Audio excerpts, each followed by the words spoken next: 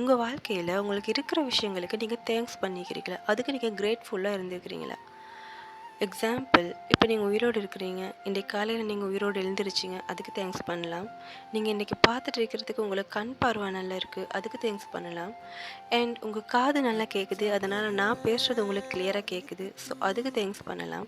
உங்கள் உடல் உறுப்புகள் நல்லா ஒர்க் ஆகுது, நீங்கள் பார்த்துட்டு இருக்கிறத ஃபுட், அதை வாங்குறதுக்கு உங்களுக்கு கிடைச்ச பணம், இந்த மாதிரி எண்ணில் அடங்காத பிளெஸ்ஸிங்ஸ் எங்கள் ஒவ்வொருத்தர்கிட்டையுமே இருக்குது.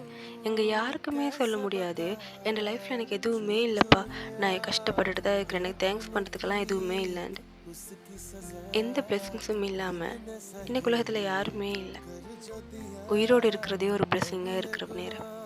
ஸோ இல்லாத விஷயத்தை தேடி தேடி எனக்கு அது கிடைக்கல, எனக்கு இது கிடைக்கலன்னு கிடைக்காத அந்த 2-3 விஷயங்களை பின்னுக்கு ஓடி அதுக்காக கவலைப்பட்டுட்டு உங்களுக்கு கிடைச்சிக்கிற இந்த நாளை நீங்கள் கவலையோடு கழிக்கிறத விட எண்ணி பார்க்க முடியாமல் உங்களுக்கு கிடைச்சிக்கிற இந்த பிளெஸ்ஸிங்ஸுக்கு தேங்க்ஸ் பண்ண ஆரம்பிக்கலாமா?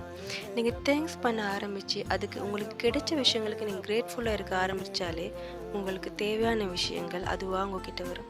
நீங்கள் எப்பயுமே என்கிட்ட இல்லை, எனக்கு எதுவுமே இல்லை, எனக்கு எதுவுமே சரி வராது அப்படின்ட்டு கிரேட்ஃபுல் இல்லாத மனதோடு நீங்கள் வாழ்ந்துட்டு இருக்கிற வரைக்கும் இருக்கிற விஷயத்துக்கே தேங்க்ஸ் பண்ண முடியலை. இன்னும் எதுக்கு எனக்கு கொடுக்கணும் அப்படின்னு இந்த யூனிவர்ஸ் உங்களுக்கு எதுவுமே கொடுக்க போகிறதில்ல.